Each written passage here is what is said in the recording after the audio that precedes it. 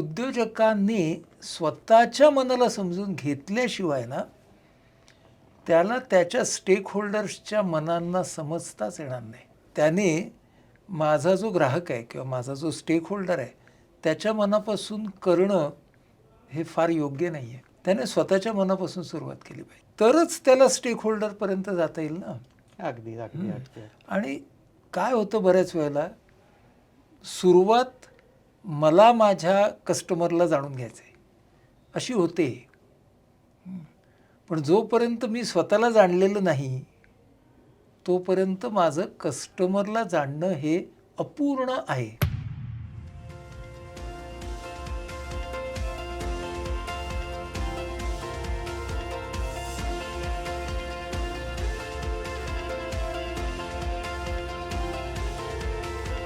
नमस्कार, उद्योजक कट्ट्यावर तुमचं स्वागत. मी अजय कौटिकवार. मन जिंकलं की सगळं जिंकता येतं असं म्हणतात, आणि बिझनेस करताना, व्यापार उद्योग करतानाही मनात प्रवेश करणं ग्राहकांच्या, त्यांना जिंकणं आणि आपला बिझनेस पुढे घेऊन जाणं हे सगळ्यात महत्त्वाचं असतं. उद्योजक कट्ट्यावर हा सगळा मनोव्यापार आज आपण समजून घेणार आहोत. आणि आपल्यासोबत आहेत याच क्षेत्रातले दिग्गज डॉक्टर आनंद नाडकर्णी सर. नमस्कार सर, उद्योजक कट्ट्यावर तुमचं खूप खूप स्वागत. सरांची खरं ओळख करून देण्याचं काही म्हणजे मी आगाऊपणा करणार नाही, कारण नाडकर्णी सर हे देशातले, जगातल्या एका मनोविकास तज्ज्ञांपैकी एक महत्त्वाचे तज्ज्ञ आहेत. फक्त मनाचा विकास, त्याची प्रगती यातच त्यांचं काम नाही आहे, तर महाराष्ट्राच्या वैचारिक, सांस्कृतिक, शैक्षणिक अशा सगळ्या क्षेत्रात त्यांनी महाराष्ट्राला समृद्ध केलं आहे. आणि याच सगळ्या विषयावर आज आपण त्यांच्याशी बोलणार आहोत, चर्चा करणार आहोत. खरं म्हणजे बिझनेस आणि मन हा तसा थोडा सर वेगळा विषय आहे, पण या सगळ्या म्हणजे कुठलंही मॅनेजमेंट असो, तत्त्वज्ञान असो, सगळं येऊन थांबतं ते मनापाशीच. बरोबर.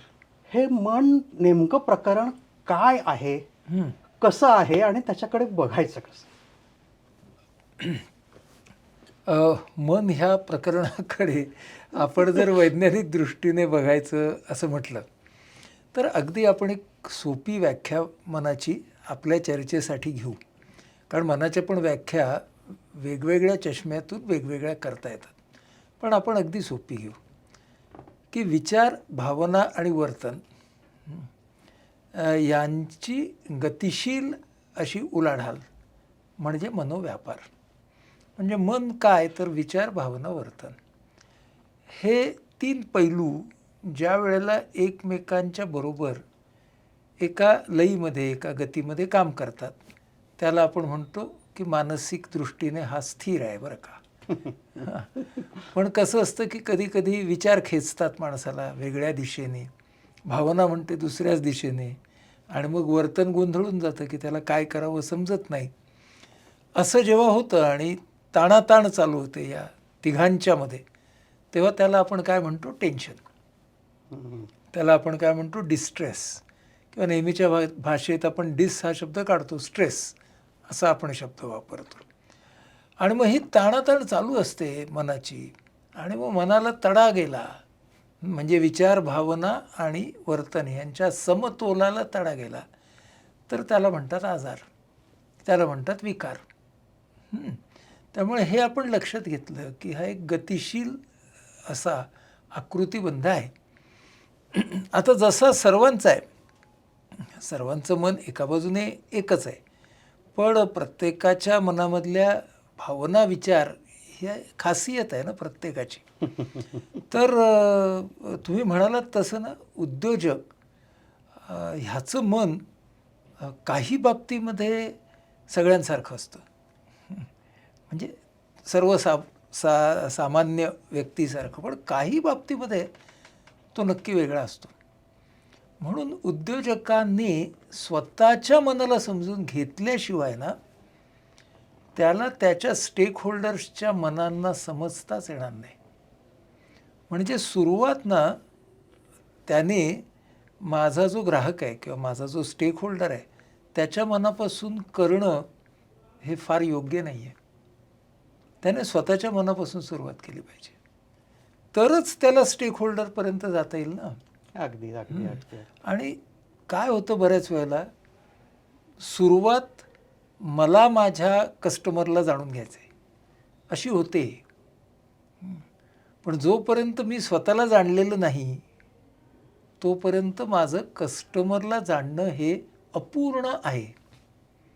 जाणताच येणार नाही असं माझं म्हणणं नाही, पण ते अपूर्ण आहे. तर हे डोक्यात उद्योजकानं ठेवावं. अगदी सर, खूपच कळीचा मुद्दा आहे. पहिले स्वतःला जाणणं आणि मग दुसऱ्याला जाणणं, ही प्रोसेस उद्योजकांनी करायची कशी? तो इतरांपेक्षा वेगळा असं तुम्ही म्हणालात, तर हे नेमकं वेगळेपण काय आहे? हां, तिथं पहिल्यांदा आपण बोलू की नेमकं वेगळेपण काय.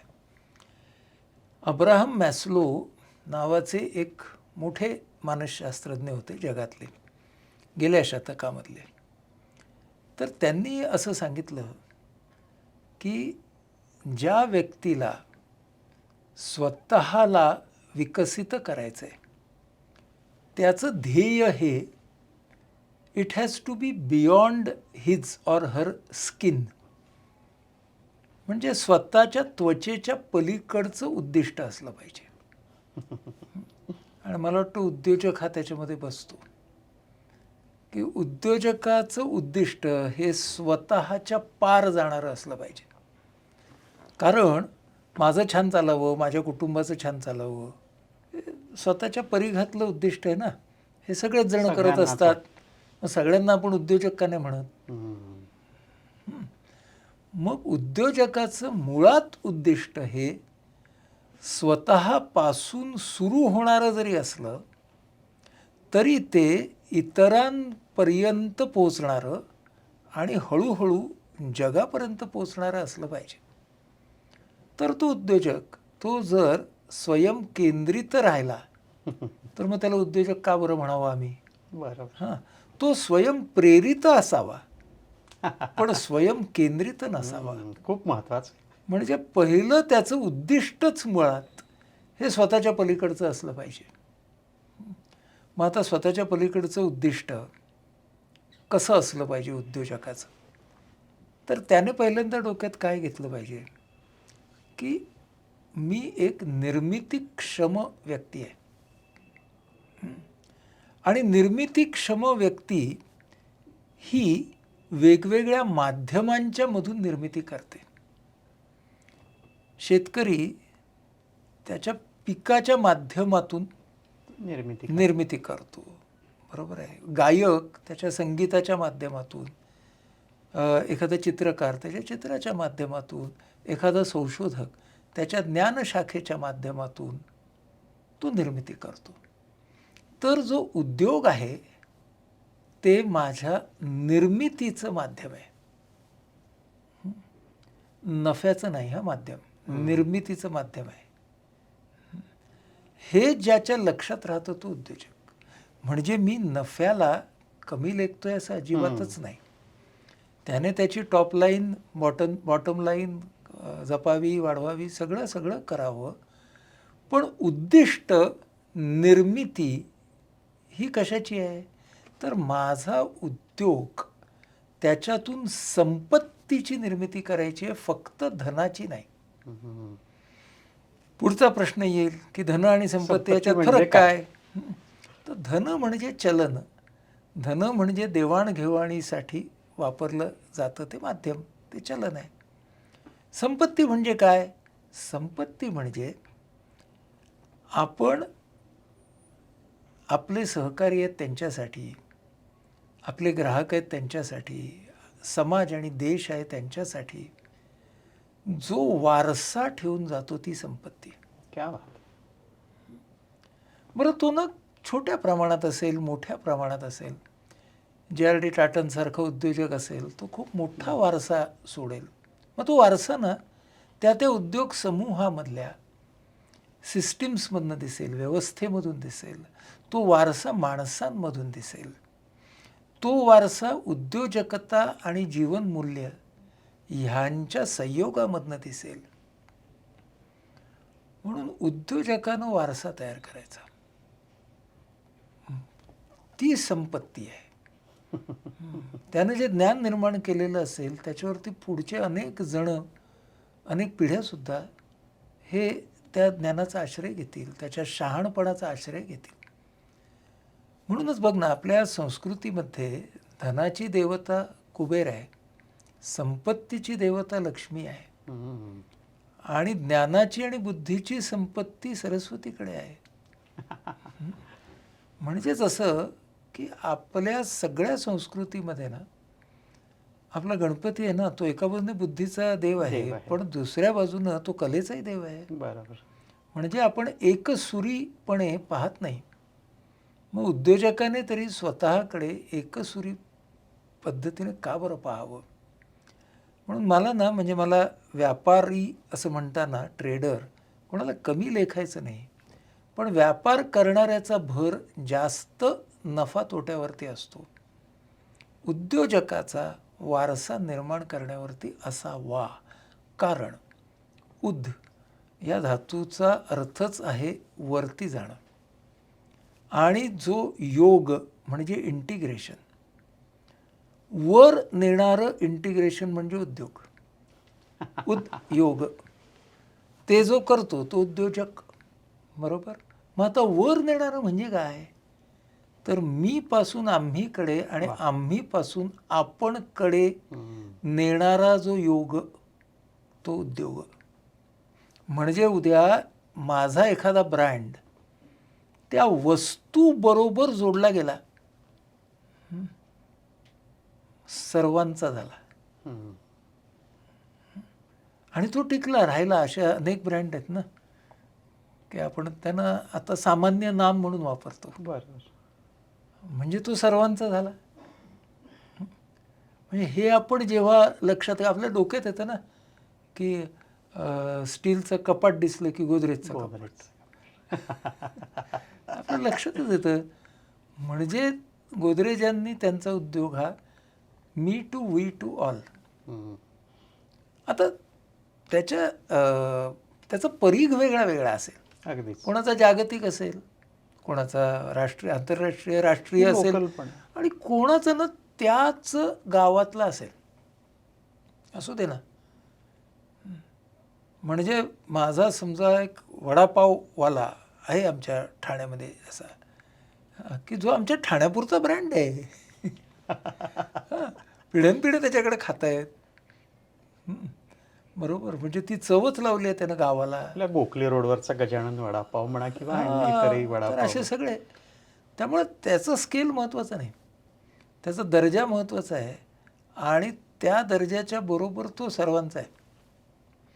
त्यामुळे ह्या गोष्टी आपण लक्षात घेणं, उद्योजकाने लक्षात घेणं.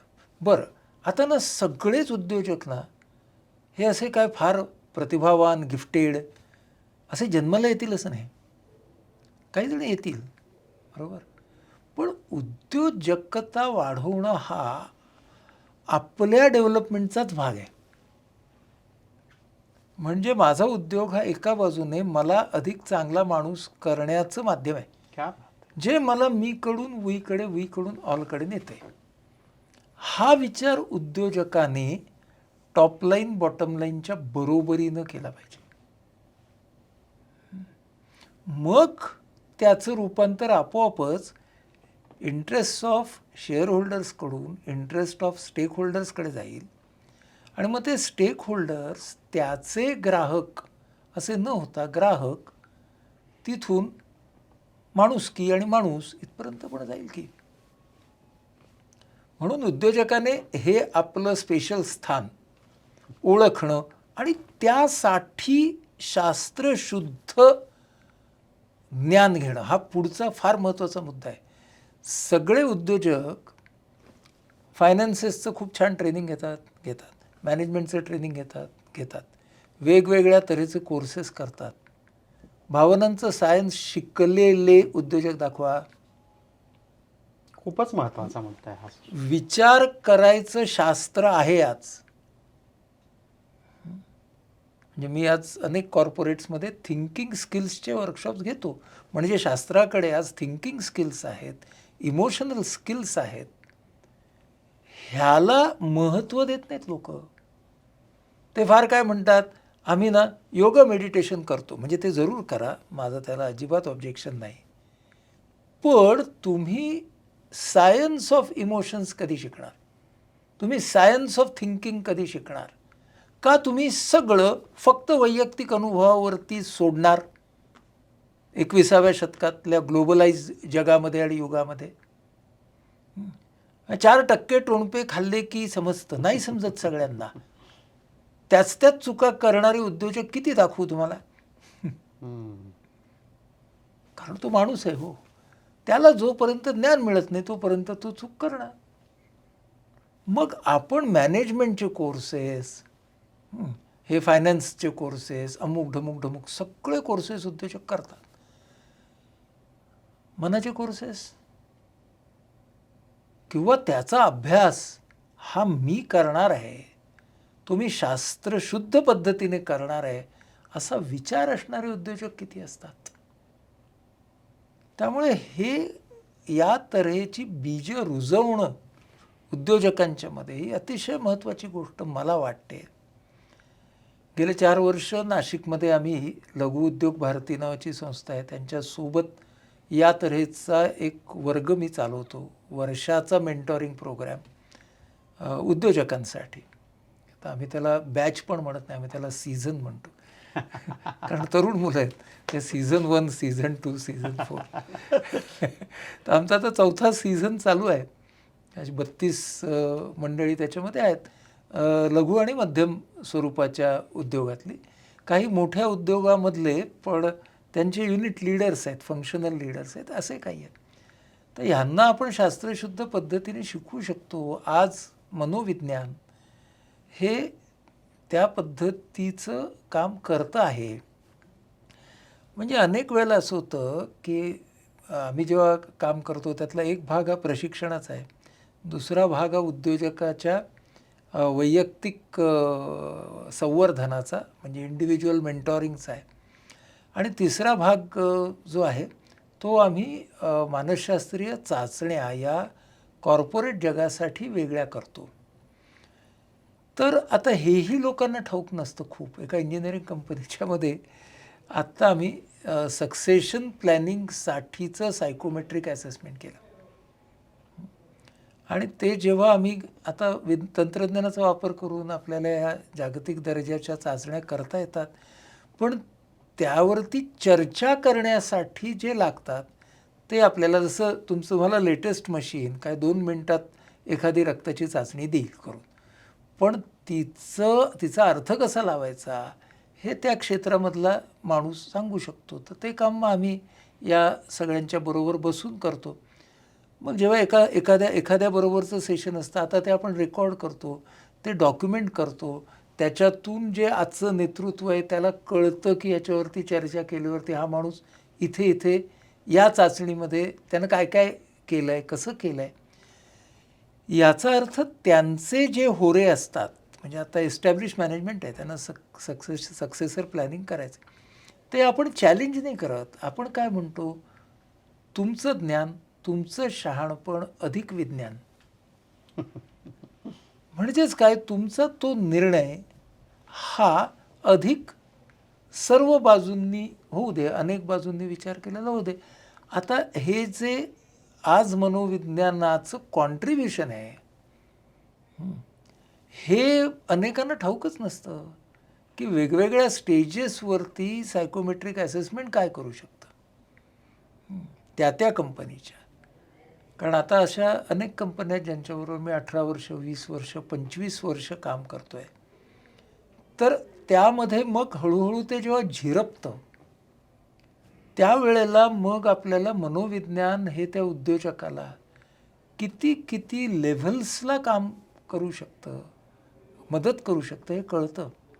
म्हणजे आज असे काही उद्योग समूह आहेत की जिकडं इंडस्ट्रियल ॲक्सिडेंट झाला की जो फिजिकल ॲक्सिडेंटचा SOP आहे त्याच्याबरोबर भावनिक SOP आहे. क्या बात. आणि हे मोठे उद्योग समूह आहेत की ज्यांच्यामध्ये अपघात झाल्यावरती त्यामध्ये जे लोक इन्व्हॉल्व झाले आहेत, प्रत्यक्षदर्शी आहेत, ज्यांना इजा झाली आहे, त्यांच्या नातेवाईकांपर्यंतचे SOP भावनेचे करू शकतो आपण. आणि म्हणजे मी इथं व्यक्ती म्हणून बोलण्यापेक्षा सायन्सच्या बाजूने बोलतोय, मनोविज्ञानाच्या बाजूने, की science can make a difference. पण बाकी सगळ्या अभ्यासाकडे जेवढं लक्ष असतं ना आमच्या उद्योजकांचं, तेवढं या अभ्यासाकडे कमी असतं. तेच सर, तेच आहे. म्हणजे तो ना याचा विचारच करत नाही. वाचणं, चिंतन किंवा हे आपलं काम नाही आहे. म्हणजे याला तो इन्व्हेस्टमेंट समजत नाही. म्हणजे मी म्हणजे सहमत आहे तुम्ही. इतर सगळ्या ठिकाणी तो इन्व्हेस्ट करतो. आता भावनेच्या व्यवस्थापनात जे तुम्ही आत्ता जे अगदी बेसिक सांगितलं त्याच्यात जर त्यांनी इन्व्हेस्ट केलं तर त्याला रिटर्न्स काय मिळतील? त्याला सगळ्यात चांगला रिटर्न मिळेल म्हणजे त्याला झोप चांगली लागेल. ज्याच्यासाठी आज सगळं जग धडपडतंय. गोळी वगैरे न घेता. त्याला डायबिटीस, ब्लड प्रेशर असेल तर काबूत यायला मदत होईल. घरच्यांचा दुवा मिळेल. आपले पहिले स्टेक होल्डर्सना तिथपासून सुरू करू आपण. पण महत्त्वाचा उद्योजक म्हणूनचा फायदा हा आहे की उद्योजकाला ना एक प्रेरक म्हणून काम करायचं आहे. Role model. रोल मॉडेल बनवून एक त्याला ट्रान्सफॉर्मेशनल लिडरशिप असं मॅनेजमेंटच्या क्षेत्रातलंच नाव आहे. त्याचा सोपा अर्थ असा की त्याला प्रेरक म्हणून काम करायचं आहे. फक्त शिक्षक नाही, फक्त मालक नाही, फक्त चालक नाही, तर तो प्रेरक व्हायला हवा.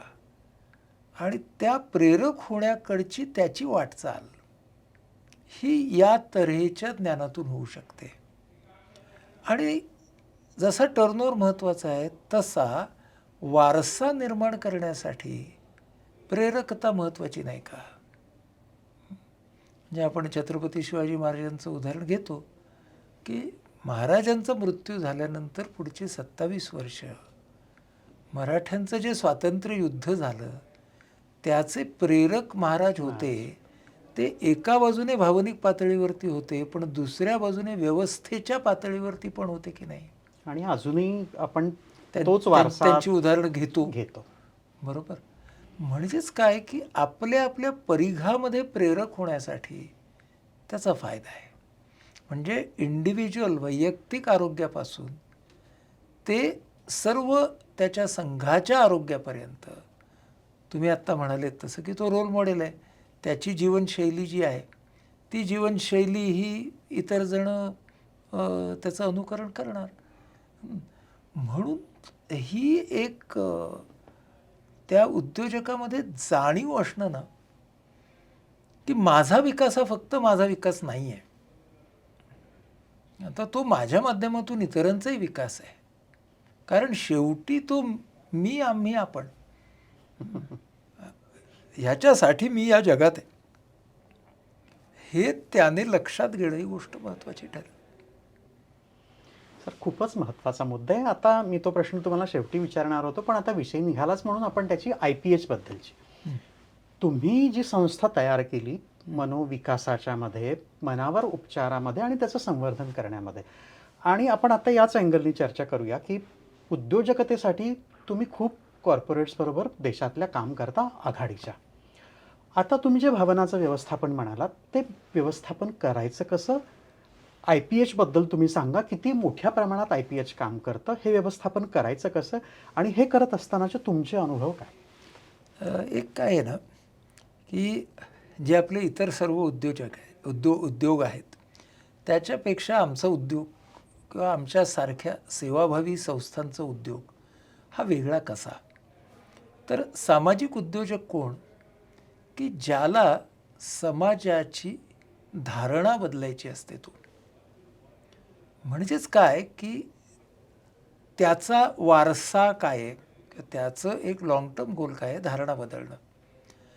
आणि त्याला हे माहिती असतं की तो स्वतः, त्याचा संघ, त्याची संस्था हे काम अनेक शतकं चालणारं काम आहे. ह्याच्यात आपल्याला आपली भर घालायची आहे आणि आपल्याला पुढं जायचं आहे. म्हणजे आपण धारणा बदलणं हे आपलं यश आहे. म्हणजे आता उदाहरणार्थ आमच्या क्षेत्राचं उदाहरण द्यायचं की मनाचं आरोग्य, मनाचे विकार आणि समाज ह्यांच्यामध्ये जी अज्ञान, गैरसमजुती, अंधश्रद्धांची दरी आहे ती मला समाजाची धारणा बदलायची, असं आमचं व्हिजन आहे.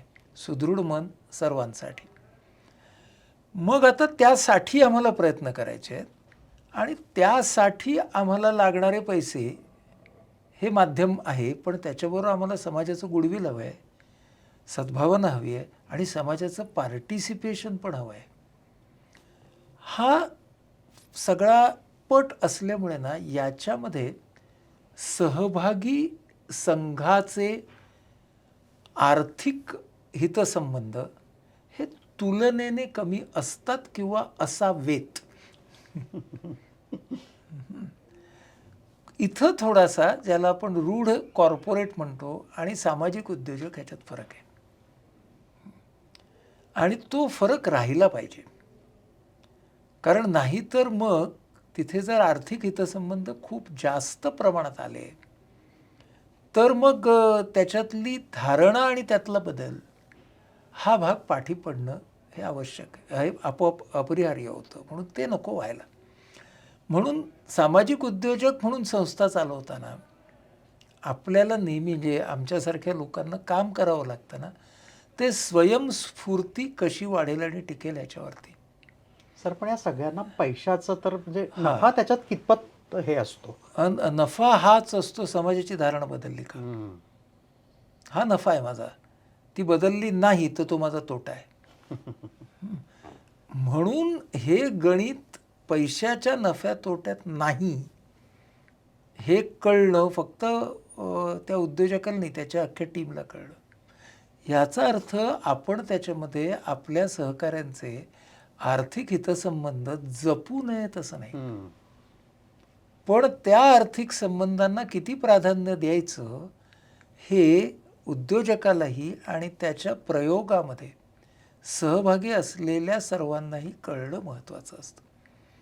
त्यामुळे हा कुठलाही म्हणजे तुम्ही IPH घेतलं पण कुठलंही सामाजिक उद्योग असेल ना तर त्याच्यामध्ये ही गोष्ट खूप महत्त्वाची असते की पैशाकडे आपण माध्यम म्हणून बघणं. खरं म्हणजे उद्योजकालाही ते तसंच आहे, पण उद्योजकाचा भर हा त्याचा वारसा चालू ठेवण्यासाठी ना त्याला इन्फ्रास्ट्रक्चर हे खूप मोठ्या प्रमाणात लागतं आणि फक्त विचारांचा भावनांचा वारसा आणि ती धारणा पुढे न्यायची आहे त्याला तेवढ्या मोठ्या इन्फ्रास्ट्रक्चरची गरज नसते तुलनेने म्हणतोय मी. आणि म्हणून कारण हेही डोक्यात असलं पाहिजे की मला धारणा बदलायची आहे, त्याची विविध माध्यमं कोणती, माझ्या सेवांच्या मधून सुद्धा समाजाची धारणा बदलणार आहे का, हा सगळा विचार आपल्याला सामाजिक उद्योगामध्ये करायला लागतो. त्यामुळे पण आखणी नियोजन हे सगळं इतर उद्योगांसारखंच असावं. म्हणजे इतर उद्योगांच्या मध्ये सुद्धा बॉन्डिंग आणि नातं हे सिस्टीम्सच्या बरोबर व्यवस्थापनाच्या बरोबर गेलं पाहिजे. आमच्याकडे ते जरा जास्त गेलं पाहिजे, एवढाच त्याच्यातला फरक आहे. सर हे जे सगळं व्यवस्थापन करणं आहे हे बऱ्याच वेळेला ना छोटे उद्योजक हे लक्षात नाही घेत की त्यांना वाटतं हे आपल्या गावीच नाही आहे किंवा हे म्हणजे सिस्टीम्स तयार करणं, मनावर लक्ष देणं, टीम तयार करणं हे छोट्या उद्योजकांसाठी पण किती महत्त्वाचं आहे. हे जे काय त्यांना त्याच्यातनं एक उदाहरण सांगतो. आत्ता परवा 2-4 दिवसापूर्वी दुसऱ्या पिढीचा एक उद्योजक माझ्याकडे येतो. तरुण मुलगा आहे, वडिलांनी उद्योग सुरू केला, एका मर्यादेपर्यंत वाढवला, सचोटीने काम करतायत. तो आता वडिलांना जॉईन झाला 3 वर्षामध्ये. छोटी कंपनी आहे, त्यांच्याबरोबर मी काम करतो. तर तो माझ्याशी बोलायला आला होता आणि तो असा प्रश्न तर लिस्ट काढून आला होता, आम्ही चर्चा करत होतो. तर तो मला सांगत होता त्याच्याकडे 125-150 एम्प्लॉईज आहेत, तसंच चांगली संख्या आहे. तर तो मला म्हणाला की आम्ही एवढ्या वेलफेअर ॲक्टिव्हिटीज करतो तरी पण आमचा ॲट्रिशन रेट का बरं तेवढाच आहे. तर ना मी त्याला म्हटलं की तू वेलफेअर ॲक्टिव्हिटीज करतोस ना त्या डेव्हलपमेंटल आहेत का. म्हणजेच म्हटलं तुला काय करायला पाहिजे की तू फोटोग्राफीची कॉम्पिटिशन केलीस, ओके छान, त्याला बक्षिसं दिलीस, सगळ्यांना छान म्हटलं, छंदबिंद. पण म्हटलं आता त्यांच्याबरोबर आम्ही टीमचं काम करतो आहे तर म्हटलं अमुक एक लेख वाचून त्याच्यावरती निबंध लिहा, अमुक एक पुस्तक वाचून उद्योजकतेचं त्याच्यावरती तुमचं लिहू नका, रेकॉर्ड करून पाठवा. म्हटलं हे काय झालं की ही डेव्हलपमेंटल ॲक्टिव्हिटी झाली, फक्त वेलफेअर नाही झाली. वेलफेअरही असावी, मजा पण असावी, पण मजेच्या बरोबरीनं आपण त्या आपल्या टीमला वैचारिकता, भावनिकता वाढवण्यासाठी काय देतोय, तर तो विचार म्हटलं तू करणं मला अपेक्षित आहे. म्हणजे HR डिपार्टमेंटसाठी खूप मोठं तुम्ही हे दिलंय. म्हणजे एक साधी गोष्ट ना, मुलं आता वाचत नाहीत की नाही, जेनझी आहेत सगळ्या ठिकाणी, हां कामाला आलेले, त्या जेनझीनं आवरायचं कसं, ते सगळे मॅनेजमेंटच्या पुढे प्रश्न आहे. तर म्हटलं आवरू नका, त्यांना आदर द्या पहिला. हां. घरापासून सगळ्या ठिकाणी नवीन मोबाईल घेतला की आपण त्यांच्याच पाया पडतो की नाही. मग तर त्यांना मग तोच आदर द्या ना कामावरती, ते चांगलं काम करतील. सो मुद्दा त्यातला काय की आता जेनझी चित्रपट पाहतात, मग चांगले चित्रपट दाखवा, त्याच्यावरती चर्चा घडवून आणा. हे तुम्ही जोपर्यंत करत नाही, फक्त हे बघ डेव्हलपमेंट फक्त उद्योजकाची नाही आहे, तर त्या विकास ह्या इथं आल्यावर माझा माणूस म्हणून विकास होतो. I started thinking better, I started feeling better. Feeling बेटरपर्यंत मंडळी जातात कारण ते वेलफेअर. हां, पण फील बेटरला थिंक बेटरची जोड मिळाल्याशिवाय पीपल डोंट ॲक्ट बेटर. गडबड कुठे होते, सगळे फील बेटरला थांबतात. आणि म्हणून मग आम्ही एम्प्लॉईज बरोबर हे केलं, ते केलं, ते केलं, ते करा म्हणजे, but that is one aspect. हा आपण लक्षात ठेवणं ना, असे खूप मजेदार बारीक बारीक मुद्दे असतात, तर ते आपण जर ध्यानात घेतले तर आपण आपल्या त्या सर्कलमध्ये अधिक चांगलं काम करू शकतो. आपलं काय 100 माणसांचं सर्कल असेल, 50 माणसांचं सर्कल असेल, आपण वेगळं काम करू शकतो वेगळ्या दिशेनं. सर हा खूप सगळ्या उद्योजकांसमोर ना हा खूप मोठा प्रश्न आहे. म्हणजे तुम्ही आत्ता जे सांगितलं की उत्तम टीम आत्ता तयार होत नाही, किंवा काय होतं, इंडस्ट्री म्हणते आम्हाला चांगली माणसं मिळत नाही, माणसं म्हणतात आम्हाला नोकरी मिळत नाही, आणि जी माणसं घेतली ती टिकत नाहीत. आता हे करायचं कसं? जर ह्या गोष्टी केल्या तर ही चांगली टीम तयार होऊ शकते. होऊ शकते ना, आणि म्हणून आपल्याला ना नेतृत्व हे वेगवेगळ्या पातळ्यांवरती कसं पसरणार त्याचा विचार करायला पाहिजे. म्हणजे काय? म्हणजे नेतृत्व हे टॉप मॅनेजमेंटचं समजा जसं आहे तसं त्या ऑर्गनायझेशनल हायरार्कीमध्ये प्रत्येक लेयरचं नेतृत्व गुण असलेली माणसं घेऊन त्यांचा विकास करणं हे खूप कमी होतं. मी केलेला प्रयोग सांगतो. एका उद्योगासाठीच आम्ही तो प्रयोग केला की जे असोसिएट्स आहेत, असोसिएट्स म्हणजे जे प्लांट लेव्हलला काम करतात, तर त्यांच्यासोबत आम्ही त्याची एक पाहणी केली होती की कोण ह्याच्यासाठी एलिजिबल आहे. त्यांना आम्ही जेम्स असं नाव दिलं की हे जेम्स आहेत आपले, आणि त्यांना पैलू पाडण्याचा कार्यक्रम. हां, आणि मग त्या विशिष्ट पर्सनॅलिटी असलेले वगैरे असं ते सगळं घेतलं. त्याच्यात त्यांच्या विचारनं एक हवी ती चांगली मेख त्यांच्या बाजूने जोडली की हा 1.5 वर्षाचा संपूर्ण कार्यक्रम केल्यानंतर पुढची 2 वर्ष राहायचं. आणि आम्ही तो कार्यक्रम त्यांच्या भाषेत त्यांना ॲडव्होकेट केला. मी सेल केला असं नाही म्हणत. तो ॲडव्होकेट केला, आणि पहिलीच बॅच होती, सगळ्यांच्या मनात डाऊट होते, पण 30 मंडळी आली, मुलं मुली. त्या 1.5 वर्षामध्ये त्यांच्यात झालेला बदल त्यांनी टिपला, त्यांच्या आजूबाजूच्यांनी टिपला, त्यांच्या बॉसेसनी टिपला. आणि व्हेरी इंटरेस्टिंगली माझी ही जेम्सची मुलं पुढच्या 8-10 वर्षात ज्या वेळेला त्या कंपनीला काही आव्हानांचा सामना करायला लागला तेव्हा कंपनीच्या बरोबर राहिली. त्यावेळेला ती कंपनीला सोडून गेली नाही. अर्थातच त्यामुळे त्यांना कंपनीने जबाबदारी दिली, त्यांचं पद वाढलं, कंपनीचे दिवसही परत चांगले आले. आता किती मोठा फायदा झाला सगळ्यांचा. म्हणून नेतृत्व टॉपला असतं टॉपलाही, पण नेतृत्व हे शेंड्याला असतं, मुळाला का नसतं? कारण मुळापासून नेतृत्व, त्या शिवाजी महाराजांच्याकडून हे शिकव ना आपण की मुळापासूनचं नेतृत्व कसं होतं. तर हे म्हणजे जी एक तुकारामांची गोष्ट सांगितली जाते ना, तिला ऐतिहासिक आधार नाही, पण सांगितली जाते, चित्रपटात दाखवलेली आहे की ते तुकारामांच्या ह्याला जातात भजनासाठी, भजनाला कार्यक्रम. आणि ते शत्रू आदिलशहाचं सैन्य येतं, तर त्यांना सगळे शिवाजी दिसायला लागतात. लोककथेचा भाग आपण बाजूला ठेवू, पण ते एक मेटॅफर, एक प्रतीक म्हणून आपण घेतलं तर काय दिसतं आपल्याला, की शिवाजी महाराजांचं नेतृत्व मावळ्यांपर्यंत पोचलं होतं. हा नेतृत्वाकडे पाहायचा दृष्टिकोन, आम्ही टॉप मॅनेजमेंटलाच सगळं देणार.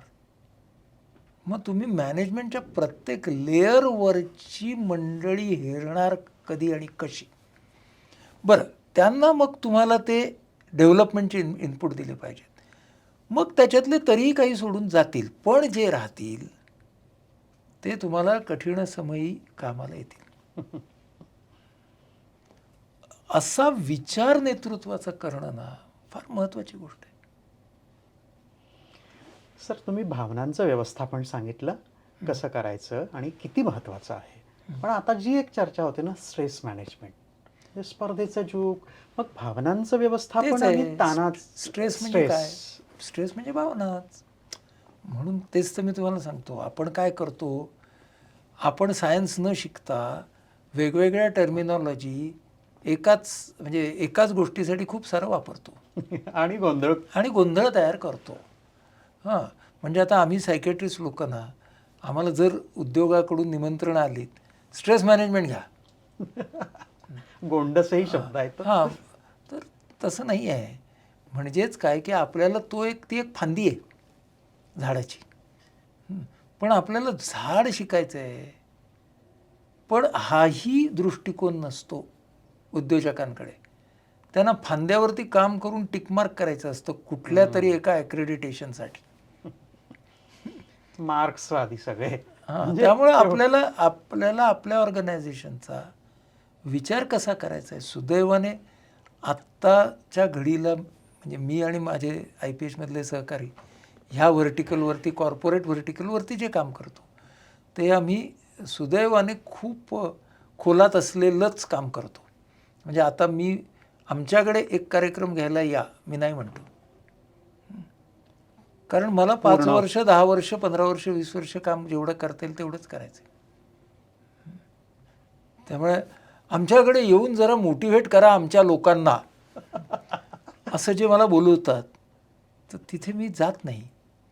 कारण हे जर 2 तासात करता येणं शक्य असतं तर ते फार छान होतं.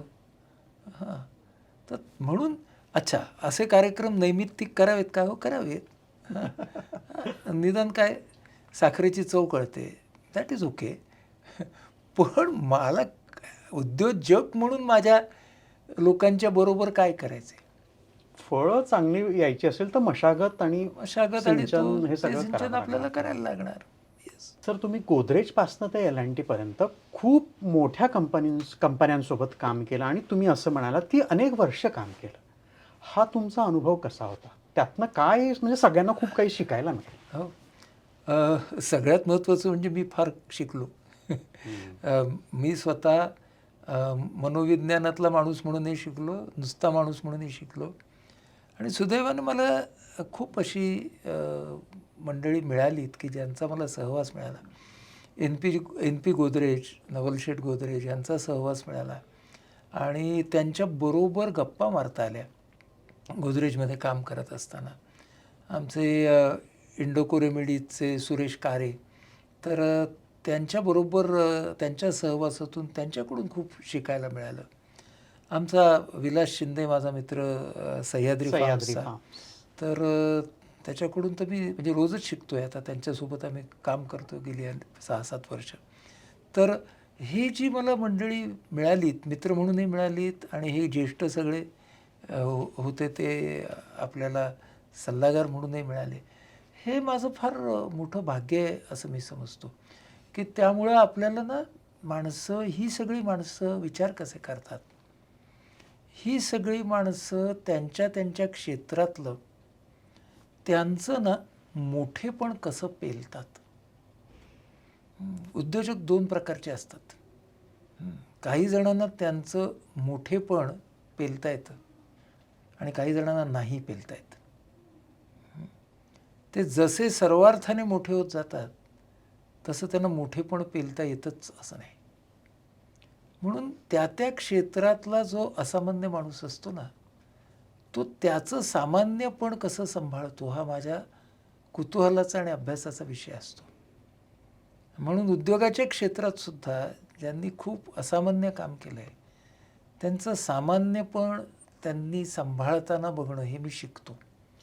काय असतं सर म्हणजे- सामान्य म्हणजे असामान्य होऊन सामान्य म्हणजे राहणं? अगदी सोपं उदाहरण सांगतो तुम्हाला की आता आशाताई भोसलेंसारख्या एक इतक्या मोठ्या कलाकार आहेत, तर त्या पाणीपुरी कशा खातात? का मी त्यांच्यावर पाणीपुरी खाल्ली आहे.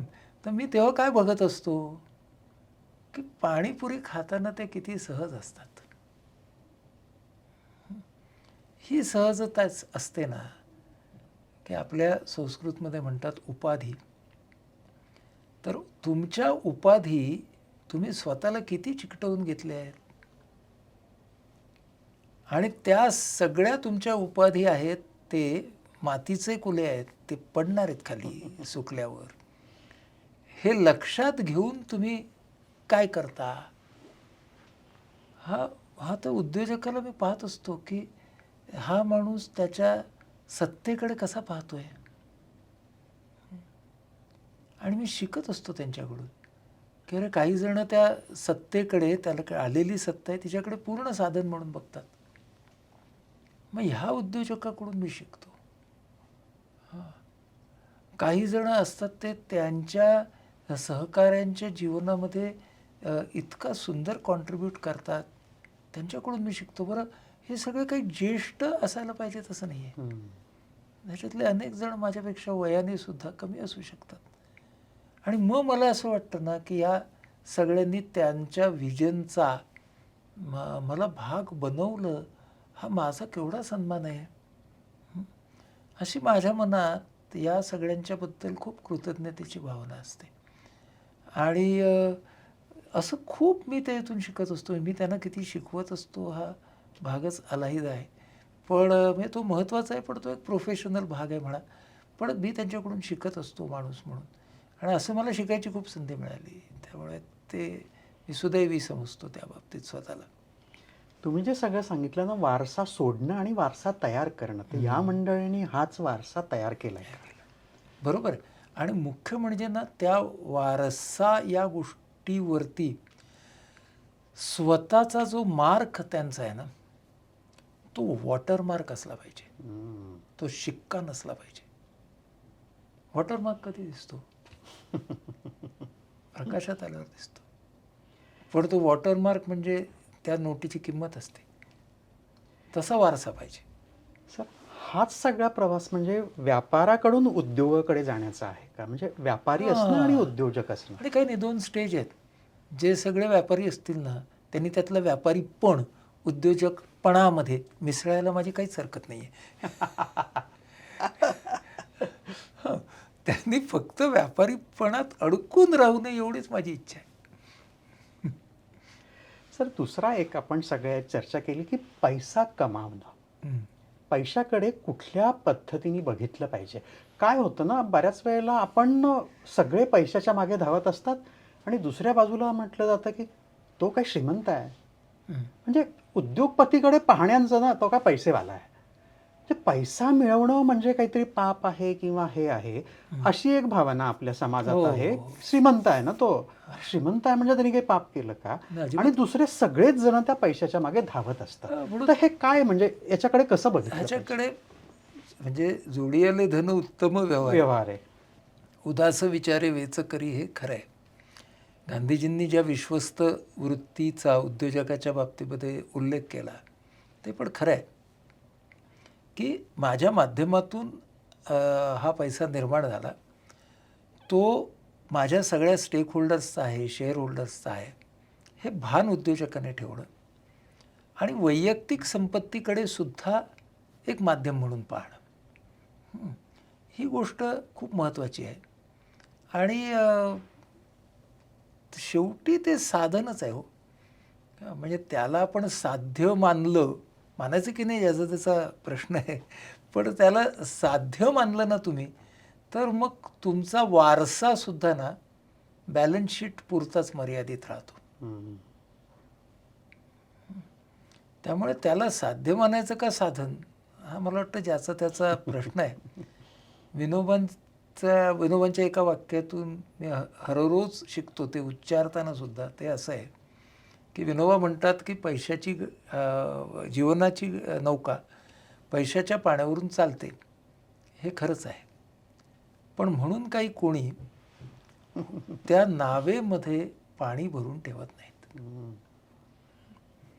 तर मला वाटतं हे इतकं लख्ख वाक्य आहे विनोबांचं की पैशाकडे सर्वांनीच कसं पाहावं आणि त्याचा वापर करावा, अगदी आपला प्रवास स्मूथ व्हावा त्या होडीचा, असं करावं.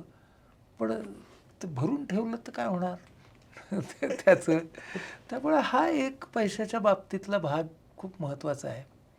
आणि दुसरं असं आहे ना की उद्योजकाला समाजाला देण्यासारखंही खूप आहे. उद्योजकसुद्धा ज्या रेंजमधले अनुभव घेतो, आता आपल्याकडे उद्योजकांचे अनुभव, त्यांच्या अनुभव गाथा वगैरे यायला लागले आणि ते छान आहे, कारण ते एक प्रकारचं संदर्भ साहित्य आहे. मला तर असं वाटतं की म्हणजे महाराष्ट्रामधले जे सगळे उद्योजक होऊन गेले ना, अगदी आपले शंतनुराव किर्लोस्कर असतील वगैरे तिथपासून, त्यांच्या या ज्या आठवणी आहेत ना त्याला केंद्रस्थानी ठेवून तिथपासून आजपर्यंतच्या त्यांच्या आठवणी आणि अनुभवाला केंद्रस्थानी ठेवून ट्रेनिंग प्रोग्राम का नाही केला कोणी? खूप चांगली कल्पना आहे की एक्सपिरियन्शियल लर्निंगचा, आणि त्याच्यामधून मला काय काय मॅनेजमेंट प्रिन्सिपल्स कळली. हा सगळ्यांचे एक 100-150 एलिमिनेटिंग अनुभव करायचे, त्या अनुभवांवरती अभ्यासक्रम का नाही करायचा? खरं म्हणजे हे व्हायला पाहिजे, मॅनेजमेंट आणि या सगळ्या हा business school. महाराष्ट्राच्या उद्योजकतेचा वारसा नाही का? अगदीच अगदीच. मग ते आम्ही तपशीलवार अभ्यासाचं साहित्य म्हणून कधी वाचणार? बरं, 300 पानी पुस्तक वाचायला मला वेळ नाही, ठीक आहे ना, कोणीतरी काम करायला द्या. आहे रील्स तयार करा, त्याच्यावरती रील्स तयार करू आपण, त्याच्यावरती छोटे शॉर्ट फिल्म्स तयार करू. म्हणजे हा कुणीतरी एक अख्खा प्रोजेक्ट घेतला ना की महाराष्ट्राच्या उद्योजकतेवरचा दृक श्राव्य लर्निंग प्रोग्राम अगदीच करता येणं किती शक्य आहे? 51 वेगवेगळ्या क्षेत्रातले 3 पिढ्यांची लोक घ्या, 50-60 महाराष्ट्रातले ठेवा सध्या भारतीय भारताच्या लेवलला जाण्यापेक्षा. मग काही त्यांच्या अनुभवाचं वाचन, काहीचं नाट्यकरण. हो. Why not make a e-learning program? Yes. म्हणजे या सारख्या कल्पना आपण घेतल्या आणि उद्योजक हा संपूर्ण माणूस म्हणून त्याच्याकडे बघणं, ते नफा तयार करण्याचं मशीन म्हणून न बघणं, त्यानेही स्वतःकडे आणि समाजानेही त्याच्याकडे, आणि त्याच्या निर्मिती क्षमतेला आपण, जसं आपण अमिताभ बच्चन यांच्या एखाद्या भूमिकेला दाद देतो तशी दाद उद्योजकाला मिळाली पाहिजे. अगदीच अगदीच अगदीच. आणि त्यासाठी उद्योजकांनाही स्वतःचा आत्मविकास हा त्या पद्धतीने जाईल असं बघितलं पाहिजे. खूपच हा तुम्ही महत्त्वाचा मुद्दा सर सांगितला. उद्योजक एका मोठ्या उंचीवर जातो, पण त्याच्यामागे त्याचे अपार कष्ट असतात, प्रचंड कष्ट असतात. खूप अप अँड डाऊन्समधनं तो जातो, अपयशातून जातो. माणसाला अपयश आयुष्यात किती महत्त्वाचं आहे किंवा काय शिकवून जातं? आपण मागत नाही अपयश कधीच, पण अपयश नक्की शिकवणारं असतं जर त्याच्याकडे पाहण्याचा आपला दृष्टिकोन हा हेल्दी किंवा कोपिंग अपचा असेल तर. म्हणजे काय की यश आणि अपयश ह्या दोन्ही उद्योजकतेच्या प्रवासामधल्या या स्टेजेस आहेत, हे टप्पे आहेत. यशानं हुरळून जायचं नाही आणि अपयशानं आपण दोलायमान झालो तरी कोलमडून जायचं नाही. दोलायमान होणं हे माणसाचं लक्षण आहे. म्हणजे कोणी जर म्हणत असेल ना, मी ते अपयश पचवलं, तर मग त्याला सांगायचं, ओके, तुझी पचनक्रिया मांड. हां, कारण ना त्या पचनक्रियेमधून शिकण्यासारखं आहे. आपल्याकडे पुन्हा तो एक घोळ आहे बरं का, की लोकांना ना आउटकम दिसतो आणि हळूहळू उद्योजक यश अपयशाच्या आउटकमबद्दलच बोलायला लागतात, प्रोसेसबद्दल नाही. बऱ्याच जणांनी वाचलं असेल म्हणून आपण हे पुस्तकाचं उदाहरण घेऊ की इडली, ऑर्किड आणि मी. हे जे विठ्ठल कामतांचं पुस्तक आहे ते माझ्या दृष्टीनं महत्त्वाचं काय आहे, कारण त्याच्यातनं प्रोसेस खूप सांगितलं आहे. आउटकम सगळ्यांना माहिती आहे. बरोबर. मग असा प्रोसेस सांगणारं उद्योजकांचं साहित्य हे आलं पाहिजे ना समोर, तर ते खूप महत्त्वाचं आहे. हे आपण म्हणजे असे बघणारे उद्योजक की हा बुद्धाच्या भाषेत सांगायचं तर यश अपयश हे अनित्य आहे, हे ज्याला कळलं तोच उभा राहणार ना. बरं, ह्याचा अर्थ यशाने मला आनंद होऊ नये असा नाही आणि अपयशाने मला निराशेचा अनुभव येऊ नये असाही नाही. माझं माणूसपण स्वीकारून मी उद्योजकतेच्या भूमिकेमध्ये स्वतःला नेतोय याची पण जाण असणं महत्त्वाचं आहे ना. मगाशी मी म्हटलं ना की असामान्यत्वामधलं सामान्यत्व सांभाळणं, ती फार महत्त्वाची गोष्ट मला वाटते. त्यामुळे अपयशाकडे ही मंडळी स्वल्पविराम म्हणून बघतात, पूर्णविराम म्हणून नाही. खूप महत्त्वाचं आहे ते. सर, मला दुसरा एक प्रश्न कायम पडतो की तुम्ही गेली 40 वर्ष मनाच्या विकाराकडे, विकासाकडचं काम करताय, पण त्याचबरोबर तुम्ही संगीत असेल, नाटक असेल, तत्त्वज्ञान असेल, लिखाणकाम असेल, वैचारिक या सगळ्या याच्यात प्रचंड सक्रिय असतं या वयातही. म्हणजे तुमच्या इंस्टाग्राम पेजवर गेलं तर सगळं लेटेस्ट आणि असं पाहून माणसाला एक खूप पॉझिटिव्ह आणि हे मिळते. कधी तुम्ही विदेशातल्या गोष्टींविषयी लिहिताय, कधी चित्रपटातल्या कार्यक्रमात, कधी वेदसारख्या माध्यमातून उद्योजकांच्या तुम्ही मुलाखती घेता. असं प्रचंड तुमचं काम सुरू असतं. म्हणजे आम्हाला एकच काम करताना दमछाक आमची होते. तुम्ही या वयातही ही ऊर्जा आणता कुठून आणि हे टाईम मॅनेजमेंट करायचं कसं? त्याच्यावरती ना आवाहन IPH आपल्या चॅनेलवरती भरपूर लिहिलेलं आहे, पण मी बोलतो. मुळामध्ये ना ते ह्या वयात आणि कोणत्या वयात, तर त्यातलं वय काय फार फार महत्त्वाचं असतं असं मला वाटत नाही. असतं महत्त्वाचं, कारण तुम्हाला वयाप्रमाणे स्लो डाऊनही करावं लागतं. पण महत्त्वाचा मुद्दा आहे की व्यक्ती म्हणून मला जीवनाला सुद्धा एकाच पद्धतीने पाहायला नाही आवडत. म्हणजे काय? म्हणजे मला माझ्या कन्सल्टिंग रूममध्ये एका वेगळ्या पद्धतीने जीवन भेटतं आणि ते मला खूप समृद्ध करतं, कारण वेदना जाणून घेणं ही गोष्ट खूप महत्त्वाची आहे. त्याच्यासाठी संवेदना, त्यासाठी संवेदना ही जागवणारं ते माझं एक माध्यम असतं, तो माझं स्थळ असतं, ते माझं ऑलमोस्ट म्हणजे ऑलमोस्ट कशाला नक्कीच म्हणेन की ते माझं देऊळ असतं, पूजास्थान असतं. मी जेव्हा उद्योगांच्याकडे जातो तिथे मला माणसाच्या मनात होणारा विचार, विकास त्याचा, हे मला तो अँगल मिळतो. मी जेव्हा व्यसनमुक्तीचं काम करतो तेव्हा वाईटपणातून चांगुलपणा कसा निर्माण होतो ते मला शिकायला मिळतं. मी ललित लिहितो तेव्हा वेगळा एक जीवनाचा भाग असतो, नाटक लिहितो तेव्हा वेगळं, कविता लिहितो तेव्हा वेगळं, स्केचेस करतो तेव्हा वेगळं. म्हणजे जीवनाला तुम्ही जितक्या जास्त अंगाने पाहाल तितकं जीवन तुम्हाला देतं. म्हणून त्याच्यामध्ये प्रसिद्ध होणं किंवा त्याला लोकप्रियता मिळणं हे अनुषंगाने येणारे भाग असतील. पण मुळामध्ये ना आपला हा जगण्याला, स्वतःला एक्सप्लोअर करण्याचा प्रवास आहे, तो मला अनेक अंगांनी जमतो एवढंच, बाकी काही नाही. म्हणजे माझा बाबा डॉक्टर अनिल अवचट, तर बाबा सुद्धा तसाच होता. तर त्यामुळे तो प्रत्येक बाजूनं त्याचा विचार करायचा आणि तो करताना त्याचा विचार हा असायचा की ह्याच्यातून मी काय शिकतो. म्हणून जसं बाबाने त्याच्या चित्रांचं कधी प्रदर्शन लावलं नाही, तो प्रत्येकाला चित्र द्यायचा त्याची. मी जेव्हा चित्र काढतो, स्केचेस करतो, मी त्याच्यावर सही पण करत नाही, कारण ते माझं आहे असं मला वाटतच नाही. ते त्यावेळेला बाहेर आलं तिथे गेल्यावरती. त्यामुळे मी पण ते भेटी देतो. विकत नाही किंवा काय, आपल्यासाठीच असतं ते. तर मला वाटतं की हा तुम्ही जगण्याकडे कसं पाहता त्याचा भाग आहे. आणि मग कसं असतं की शेअरिंग आहे ते झालं की आपल्यालाही बरं वाटतं, समोरच्यालाही बरं वाटतं. आनंदाचा गुणाकार तो आनंदाचा गुणाकार होतो, म्हणून ते शेअर करायचं. त्यामुळे आत्ता शेअर करायचं माध्यम कुठलं आहे तर इंस्टाग्राम आहे, फेसबुक आहे. म्हणून त्याच्यावरती शेअर करायचं. म्हणून माझे जे शेअर असतं, पोस्ट असतात, ते साधारण काय असतात, एक तर कामाच्या बाबतीतले असतात, कारण तो माझ्या पुन्हा त्या उद्योजकतेचा भाग आहे की ते धारणा बदलली पाहिजे. प्रवास, साहित्य या बाबतीतले असतात. खाण्याच्या बाबतीतले असतात बरेच. मी फूड फोटोग्राफी खूप करतो. ती या माध्यमांच्या वरती खूप लोकांना आवडते की तू काय काय टाकत असतोस म्हणून.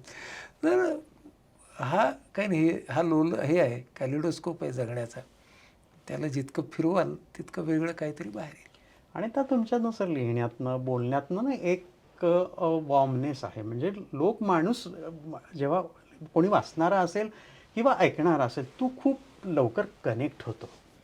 आता हे जे कनेक्ट होणं आहे ना, तर काय म्हणजे काही गोष्टी आहेत का की हे कसं करायचं, की हे ही प्रोसेस आहे सगळी ती तुम्हाला तयार करावी लागते? हो, प्रोसेसच असते ती. खूप सारे आपण ज्यांच्याकडून शिकावं असे मोठे मापदंड असतात मोठमोठ्या लोकांच्यापासून. ते आपलं स्वतःचं काही निरीक्षण असेल ते असतं. पण सोपं सांगू का, की जर मी माझ्याबरोबर असलो, म्हणून त्याला आपण काय म्हणतो स्वस्थ, आणि त्याच्यातून कुठला शब्द आलाय स्वास्थ्य. आपण जर स्वस्थ असलो की नाही, तर आपल्याला जोडण्यासारखंच आपल्याकडे राहतं मग, कारण आपल्याकडे तोडण्यासारखं काही नसतंच. तर आपल्याला जोडण्यासारखं असतं, मग ते जोडायचं. म्हणजे एखादं छोटंसं बाळ असतं ना एअरपोर्टवरती, इकडं तिकडं, आपण हसायचं, मग ते आपल्याकडे बघून असतं. किती छान. जगणं तुमच्याबरोबर जोडण्यासाठी ना वेगवेगळ्या माध्यमातून उभं आहे. मग ते कधी ते लुकलुकत्या डोळ्यांचं हसरं बालक असेल, कधी निसर्गातला एखादा प्रसंग असेल, कधी कधी वेदनाने ग्रस्त झालेला आपला पेशंट असेल, कधी त्या पेशंटच्यामुळे त्रस्त झालेले त्याचे नातेवाईक असतील. हे सगळे आपल्याला जगणं दाखवतात, त्याच्याशी आपल्याला जोडून घ्यायचं. आपण जर स्वस्थ असलो तर आपल्याला जोडणं हे आपोआप येतं, कारण मग त्याच्यामध्ये आपण आहोत, वेगळे आहोत, हा समोरचा माणूस आहे, तो ओळखीचा आहे का अनोळखी आहे का जवळचा आहे. ठीक आहे, जवळचे लांबचे वेगवेगळ्या व्याख्या असतात, म्हणजे ना माझे पण जवळचे मित्र असतील जसे तुझे असतील, माझंही कुटुंब आहे, ठीक आहे, पण जनरली आपले आहेत सगळे. हे हे आपल्या डोक्यात असलं ना, त्याला 16व्या अध्यायामध्ये गीतेच्या काय म्हटलंय, अदंभ. माझाही दंभ पुरता गेला आहे असा माझा अजिबातच दावा नाही. पण मला दंभ आणि अदंभ याच्यातला फरक कळू लागला आहे, एवढं नक्की म्हणता येईल. हे कळणंही खूप महत्त्वाचं आहे आणि हे अनेकांनाच कळत नाही की आपल्याला कळत नाही. तर अशाच माध्यमातनं सर हे गोष्टी कळाव्यात लोकांना. हाच सगळा याचा खटाटोप आहे आमचा. म्हणजे आम्ही खूप चर्चा करतो उद्योजकता आणि अशा विषयावरची, पण आज जी तुमच्यासोबत जी चर्चा झाली ती खूप वेगळ्या पद्धतीची झाली, वेगळ्या स्तरावरची झाली. आणि मला वाटतं मनस्वास्थ्यासाठी एक व्यापाराकडून उद्योजकाकडेच झेप घेण्यासाठी ही जी चर्चा आहे ही प्रत्येकासाठी खूप महत्त्वाची ठरणार आहे, खूप उपयोगी पडणार आहे. आणि म्हणजे याचे रिटर्न्स काय मिळतील ह्या सगळ्या पॉडकास्टमधनं तुम्हाला कळायला असेल. हे रिटर्न्स हे पैशापेक्षा खूप मोठे आहेत. पैसा हा आपसूक येतोच, त्यामुळे या रिटर्न्सची तुलना ही खरं म्हणजे पैशाच्या दृष्टीने करता येणार नाही. हे बियॉन्ड पैसा ही ह्या गोष्टी यामधनं आपल्याला मिळतात. आणि अशा जर पॉडकास्टमधनं जर तुम्ही ह्या गोष्टींवर विचार केलास, काही गोष्टी आत्मसात केल्यात, तर नक्कीच त्याचा सगळ्या तुमच्या मनस्वास्थ्यासाठी आणि पुढे जाण्यासाठी फायदा होईल. अशा गोष्टी ह्या फक्त तुमच्याकडेच ठेवू नका. तुमच्या मित्रांना शेअर करा. कारण आनंदाचा गुणाकार होतोय आणि या गुणाकाराचे रिटर्न्स हे खूप चांगले असतात, खूप महत्त्वाचे असतात आणि ते तुम्हाला नक्की मिळतील. या पॉडकास्टमधनं तुम्हाला काय आवडलं ते कमेंटमध्ये सांगा. कुठल्या गोष्टी आवडल्या ते सांगा आणि IPSC doctor Anand Nadkarni सरांशी social मीडियावरून कनेक्ट व्हा. तुम्हालाही त्यातनं खूप सारा आनंद मिळेल आणि हा उद्योजकतेचा प्रवास एका नव्या अंगाने तुम्ही करावा अशी आमची आशा आहे. यासाठी सगळ्यांना शुभेच्छा. सर, तुम्ही आलात. खूप धन्यवाद तुमचे. धन्यवाद.